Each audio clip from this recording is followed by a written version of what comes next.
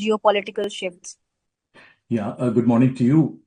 As you know, this visit, as of now, it's one of the most important, and it is happening at a time when world is passing through the most difficult time. We have to look at the visit from different angles. The first angle is, although it's a bilateral visit, but it's having implication on our relationship with other countries. You see, India is a member of, a rather founding member of BRICS. It is also a member of SCO. And these put India, Russia in a very, very uh, different position. And you see, there is another angle of US. This visit is happening under the shadow of US government and NATO, European countries. So everybody in the world is watching what President Putin and Prime Minister Modi is going to agree, going to talk, and the outcomes are going to be, looked at very closely with magnifying glasses. As far as India is concerned, we have a very independent foreign policy. Although we try to fit into the global affairs, but we feel that world is not uni-world, unipolar or bipolar world, but it's a multipolar world. And Russia also believes so. So this is about, the implications on the international scale. But when it comes to bilateral, Russia is our most dependable friend. And we have a very special and privileged strategic relationship, which we don't have with many countries. And the visit is a kind of annual summit. We are having a framework, a bilateral framework of cooperation that is called India-Russia Intergovernmental Commission.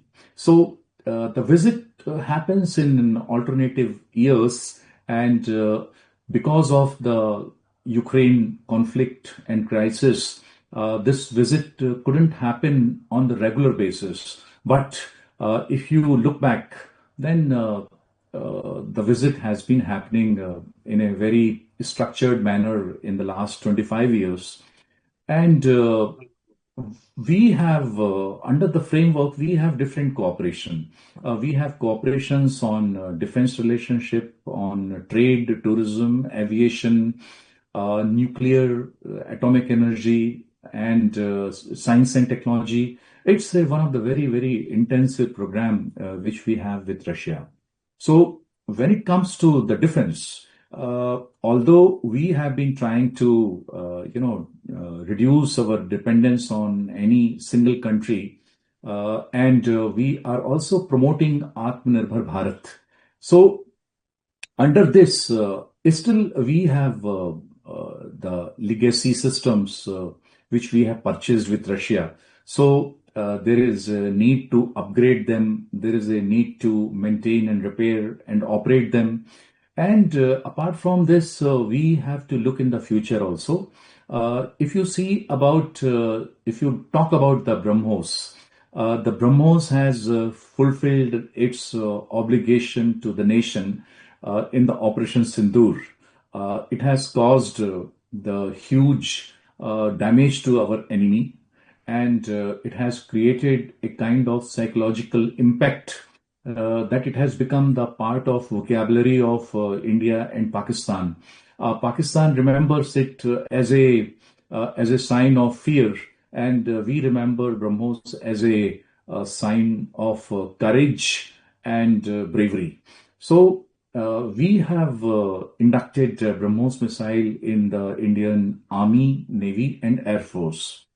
We are also going to develop the BrahMos NG, BrahMos Next Generation, which is going to be developed by 2030.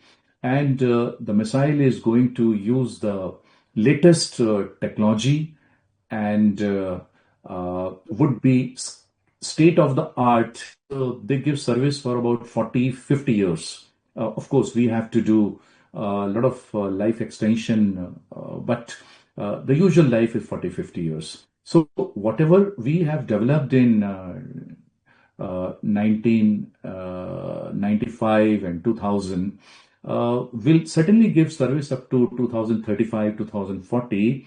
But the missile which we are going to develop, this missile will give serve our armed forces up to 2060, 2070. So this is the implication of defense cooperation when it comes to the BrahMos. Apart from this, we have also jointly developing the range extension, and we are trying to induct our missile into Tejas or future MK. So they also would be playing a major role. And when it comes to S-400, S-400 also has proved its mettle in the Operation Sindoor. And we have to look at the contract of S-400 slightly differently. You see, S-400 has come under the shadow of CARDSA. CARDSA is it's a American law to prevent India from buying the weapons from Russia. So, but in case of S-400, we already have a contract for which CARDSA waiver is available.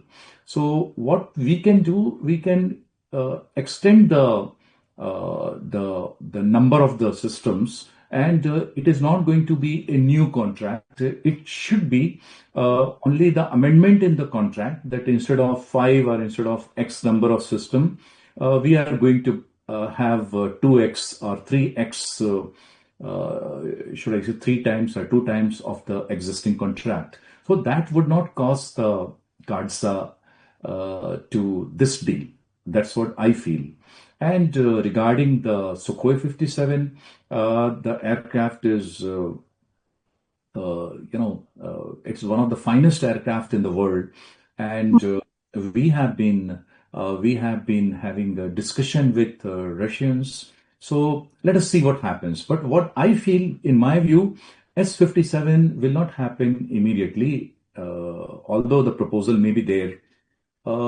It may take few years. We will have to wait for the end of the conflict between Russia and Ukraine, and there has to be some agreement.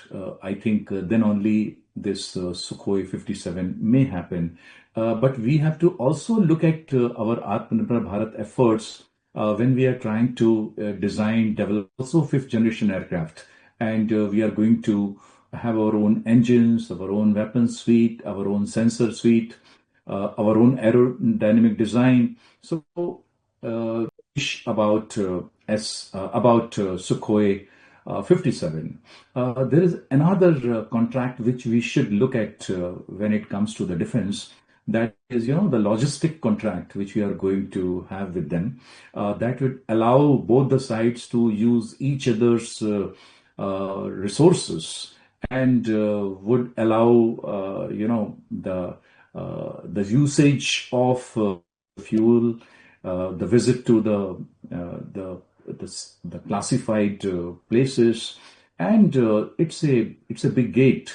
When it opens, it opens in many unknown areas. So I'm very happy about this logistic agreement.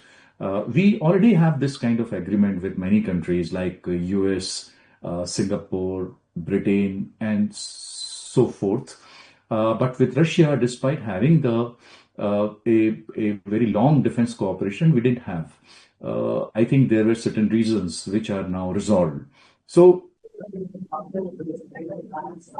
another issue of trade, Ayushi, the trade is, we are having tens of billions of rupees, or rather dollars in rupees, lying in our country. And Russians have to decide how to make use of it. So it will give fillip to our export efforts, and Indian business people would be able to sell their wares to Russia. And I have stayed for many years in Russia and interacted, visited several places. The our Indian goods are not easily available, maybe because of the accessibility problem. So this visit would handle that also, and we would be able to see Indian goods on the Russian supermarket shelf, and that would be a good news for us.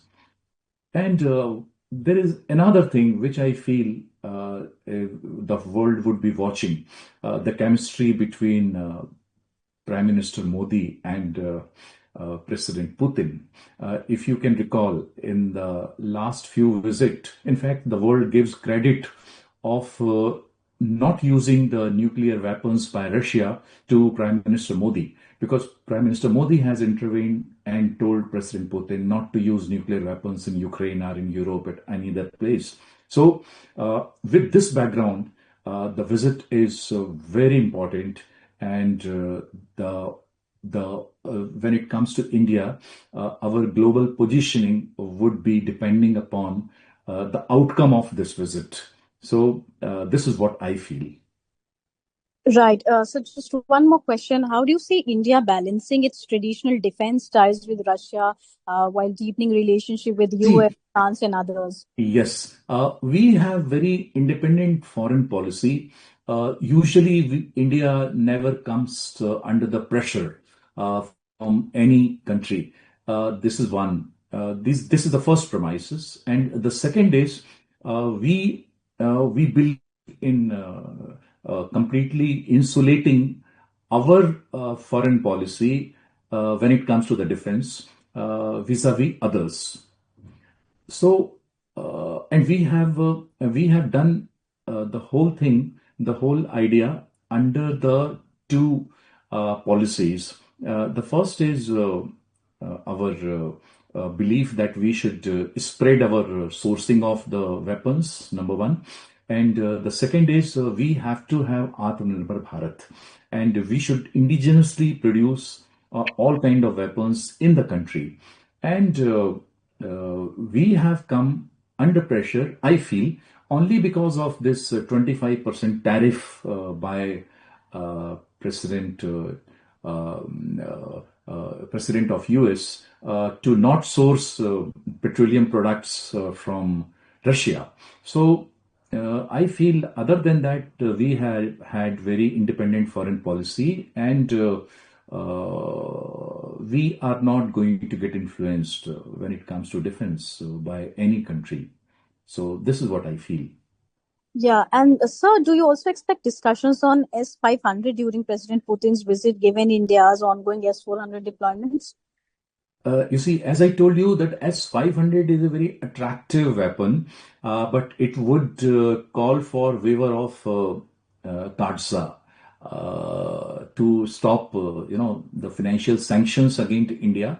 And I feel that will not happen this time. S-400, maybe more batteries of S-400 may happen. And I'm just replying to you from common sense, because that would call for amendment in the contract, and it should not call for cards, sanctions against us. So I feel S-400 battery number would increase, but 500 should not, would not rather.